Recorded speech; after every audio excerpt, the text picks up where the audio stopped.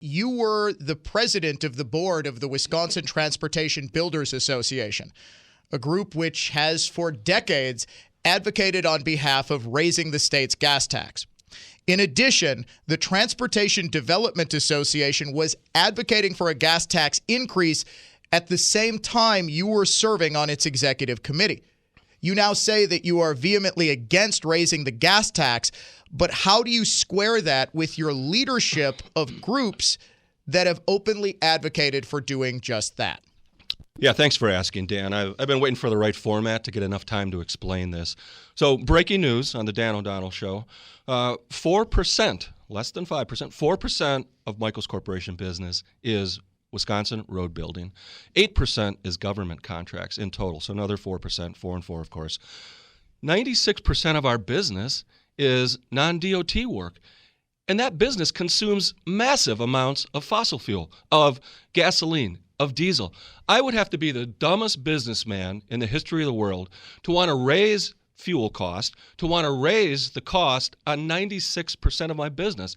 And that's what I told these people when I was leader of these organizations. This is why I don't want to raise taxes. First of all, I'm a fiscal conservative. It's bad policy. Second of all, it's bad for this association to go out and want to raise gas taxes. And third of all, I'm a capitalist, and I don't want to do anything that's going to raise the cost of my business.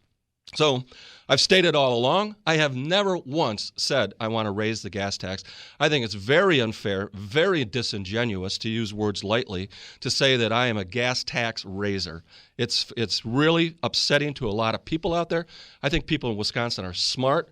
They know it's not true. They're frustrated, and I believe that it's backfiring on my opponent.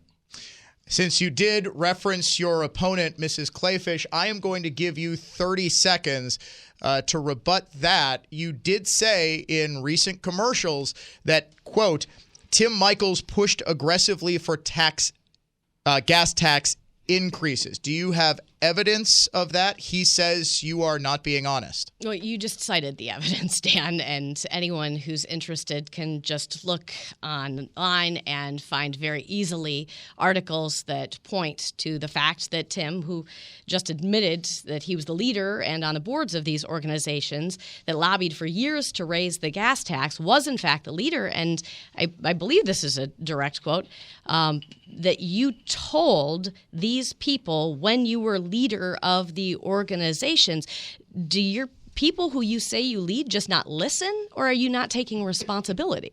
Yeah, I'm happy to respond to that. Is my mic on? Yeah. Go ahead. Yeah, you know, this is not an authoritarian rule when you're a leader of an organization. You need to come to consensus, and if you can't, so be it.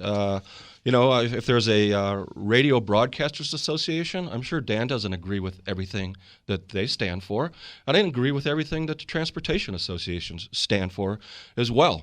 But I made a very strong case, and I just heard you say now, well, Dan, you just heard the reason. I still haven't heard where you have evidence that I have ever said I've raised the gas tax, and you don't have it because I never said it. Mrs. Kleefisch? I'll text you. It's an article from Wisconsin Right Now. I've seen the article, Rebecca. And it goes thoroughly following paper trails that directly say that Michels Corporation even donated directly to efforts to raise the gas tax. But that's not the only place. Tim, you know that organizations that you were the leader of, you know, despite you saying that you are against illegal immigration, organizations you were the leader of fought to assure government contracts for companies that hire illegal workers.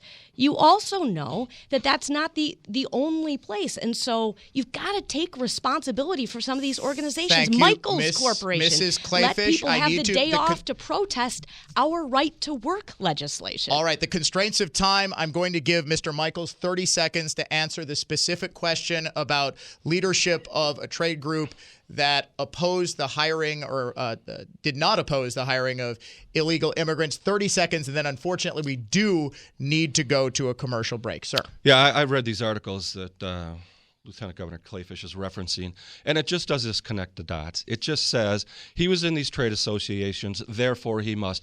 I'm telling you, my word is good. Integrity is everything when you're a military officer, like my 12 years on active duty as an Army Ranger.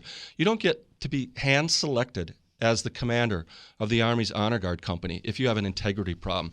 You don't get to grow a business to 8,000 employees if you have an integrity problem.